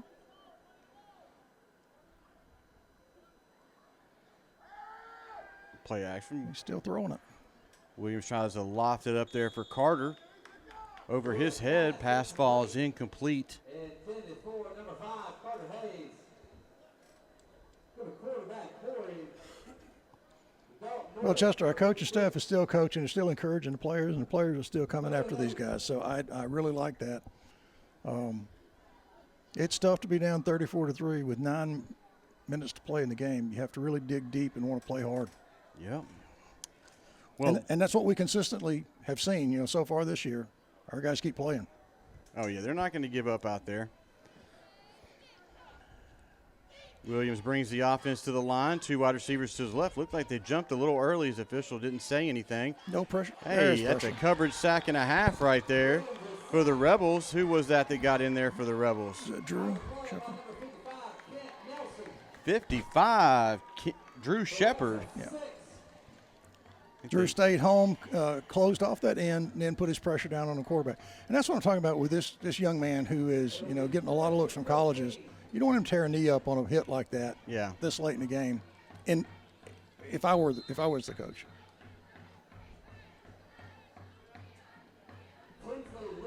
Illegal substitution. Of course, these guys have won like 5 championships, so their coaching staff and their philosophy works. 2000, 2004, 5, 6, and 7. Region champions. Yeah, region champions. So they have winning history. That penalty is going to push the Vikings back 5 yards. Got Kyle Hand and good punt. Ball bounces in front of Luke Tarver. He picks the ball up. Get outside. Trying to find the edge, and he's working down the sidelines, and he is pushed out of bounds close to the 20, but we do have a flag on the play. Got a player down. First Presbyterian Day has 1 player down, about the 6. Another mistake. He's think cramping that up penalty's out against there. us. Yeah. Well, you know, you and I went downstairs at the halftime break, and it is very hot still, and it is very humid still. So players are in good shape to be out there playing football at this time of the year. Oh, absolutely. They put the time in and conditioning over the summer. And that penalty is an illegal block in the back on the Rebels, which is going to push them deep into their own territory. Looking at the schedule, Edgewood lost to Autauga last night, 22-7. So they're 0-1 right now as we head into the game this next Friday in Lafayette, as we're going to kick off at 7 p.m. We jump into region play there, so it should be a good matchup. Baker rolls out to his right, and that play is going nowhere. Lost a couple, I think. Tyson Hewitt on the target. Vikings wrap that one up quickly. Vikings have another player down at midfield. And they better cramps. break out the pickle juice because it's looks like it's cramping up right there. So that should be a good game this coming Friday with CA and Edgewood.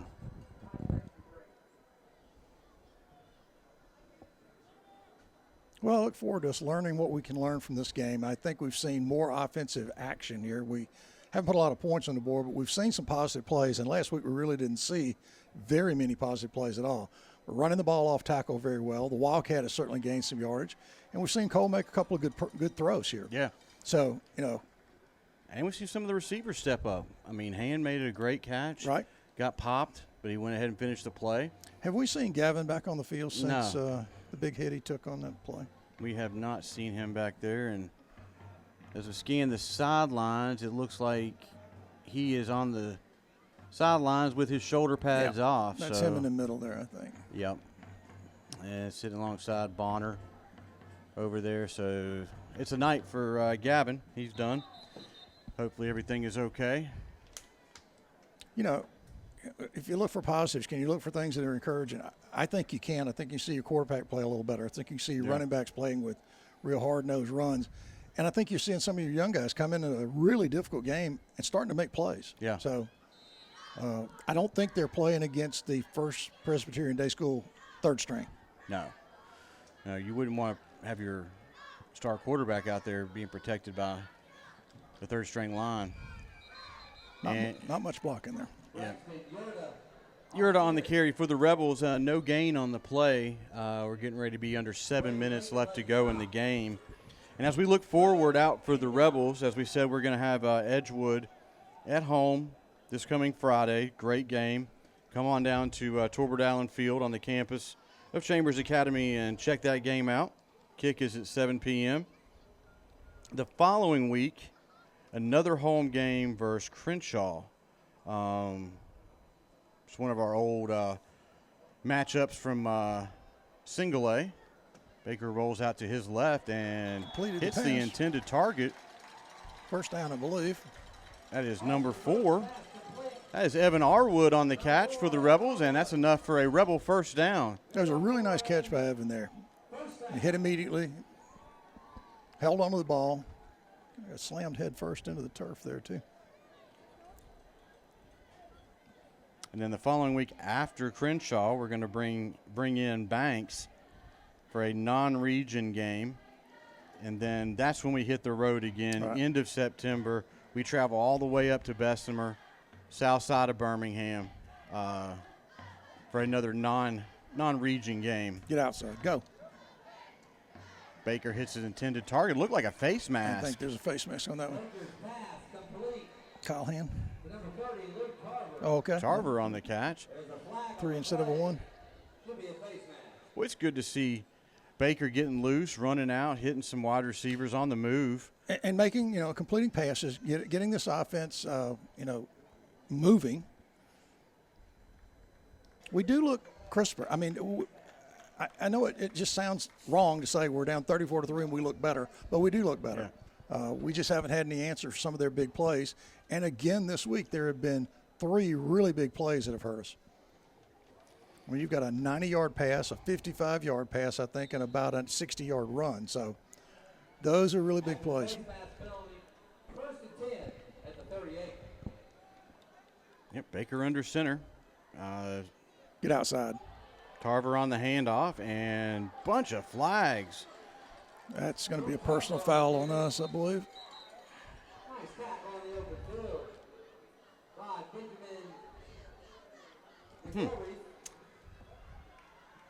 Kids are getting a little tired out there in some of the. When that happens, start seeing some penalties.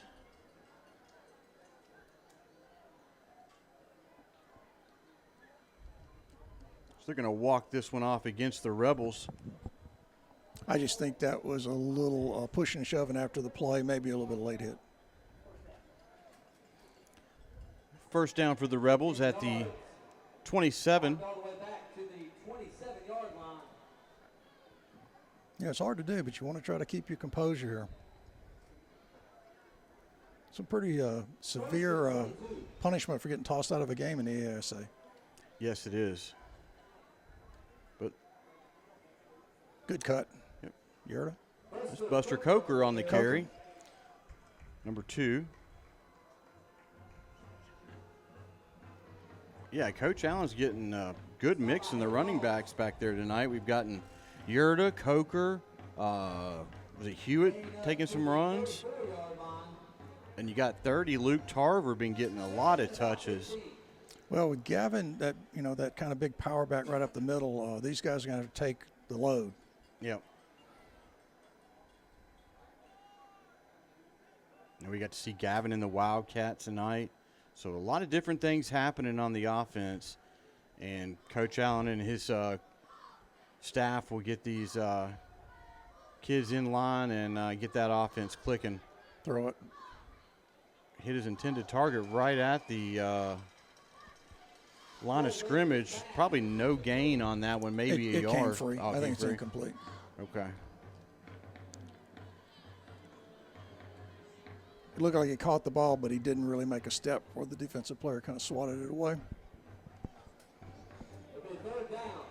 Right now, run some of your plays that you really have been thinking, about playing. Do you want to try this play?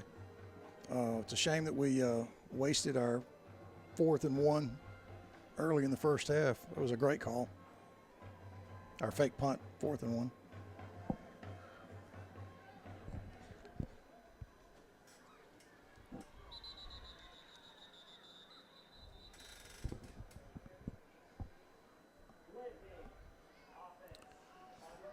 Wow, that's something we don't want to do.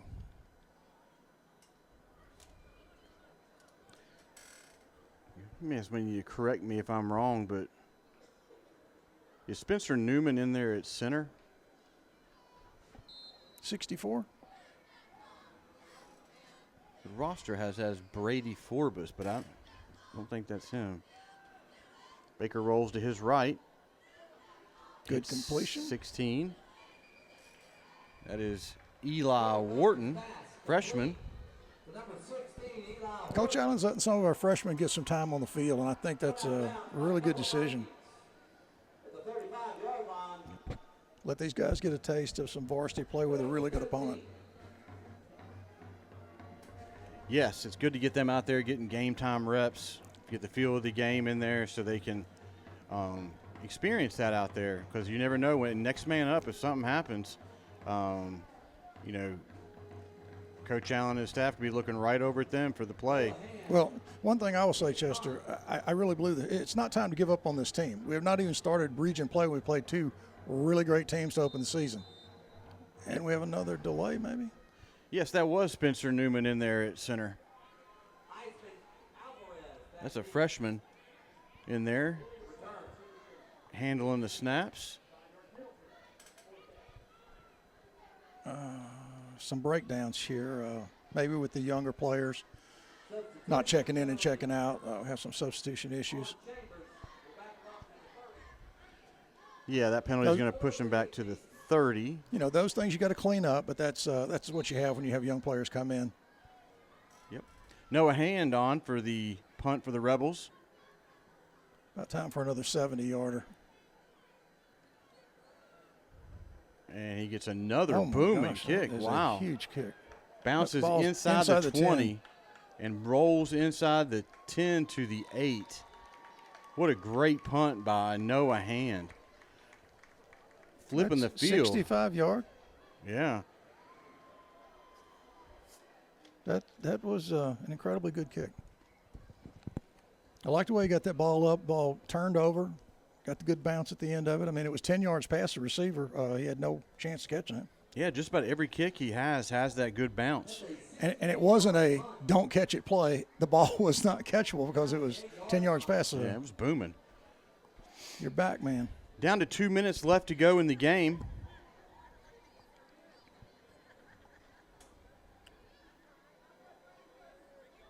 Vikings take over 1st and 10 from their own end. Well, the quarterback is on the sidelines for this one, number 2. Yep. Corey Williams, he's sitting I'm not sure. Number 9 is going in. Is that the backup quarterback? Lucas Buckner. Yeah, he was doing some of the kicking duties. I think he's a kickoff specialist, wasn't he? Yeah. Hands off to 44. Yeah. Met quickly in the backfield by number 2. That's Coker for the Rebels. That was very good, solid defensive play. Everybody stayed home. Coker came up, put a hat on him. Down he went. Yeah, 56, Dalton Norris in on defense.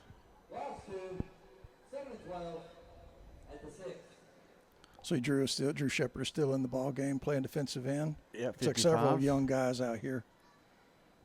17, Austin Brooks.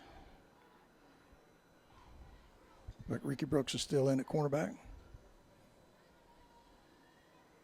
Colton Fuller's in there, number 24. Okay, come up. Penalty on the play, tackled by number 3 for the Rebels. I think that may be a holding out there with the receiver trying to make a block. There's Aiden Anglin on the tackle for the Rebels. We are under 40 seconds left to go in the game. Let the officials check that penalty. I believe I see is that number 9? Gray Haley. Yep. Holding on the Vikings. The receiver was trying to just make a block out there, and he just grabbed and held on. But again, the defense played well. It'll remain second down. Should be the last play of the game, I would think. Yeah, the clock is running. Hand off to number 44. Big tackle there right at the line of scrimmage by number 52. That is Ryan Ford. It was a great gang tackle. We had 4 guys near the ball. They've obviously made some substitutions, but our young guys are coming up and playing. So this is really what you expect to see. We just want to continue to make strides and play better. Yep. Well, folks, that will do it here from Carrollton, Georgia, on the campus of the University of West Georgia. Your Chambers Academy Rebels fall to the First Presbyterian Day School Vikings, 34-3. We'd like to thank West Georgia for inviting us up here for the Kickoff Classic, and we look forward to having all of our Rebel fans back in Lafayette next Friday night for kickoff with region opponent Edgewood. So it should be a great game. Look forward to seeing everybody down on the campus of Chambers Academy next Friday, 7 o'clock. Come on down and look forward to a great ball game. Sid, you got any parting words for this evening? I tell you this, we got beat 34-3, but I did see improvement on both sides of the ball. We just have to come out, play our first region game, get ourselves back in this thing, get a win on the board, get our fans excited, get our players excited, and that's all we can do. Just play the next game. I think it'll be a tough matchup. They all are going to be tough, I think, but we're going to have to just play our way through it and try to get our first win and then win the second one, try to win the region. Yeah, region will be the focus, and these non-conference games are great, but they don't matter when it comes down to winning state championships. So, we look forward to a improving Rebel team throughout the year. So the talent is there, and the coaches will get to work. Guarantee they'll be out there Monday getting ready for Edgewood matchup this coming week. So we haven't lost to 2 poor teams. We've lost to 2 very good, very disciplined teams. And I think absolutely. That's something we as fans of Chambers Academy football have to remember. Oh, yeah. 2 great teams. You're going up against a very strong Lee Scott team, which will be in contention for the state championship with the 3A. And then this squad here out of Macon, incredible talent out there on the ball. And, they have a incredible legacy of winning at that school and being in the fight for championships all the time. So best of luck to them as well as they go on through the rest of the season. And so it should be a exciting region matchup coming up this week, and look forward to seeing everybody out there at Torbert Allen Field in Lafayette. So with that, we are going to sign off here from Carrollton, Georgia. And thank you guys for tuning in, and take care, and God bless.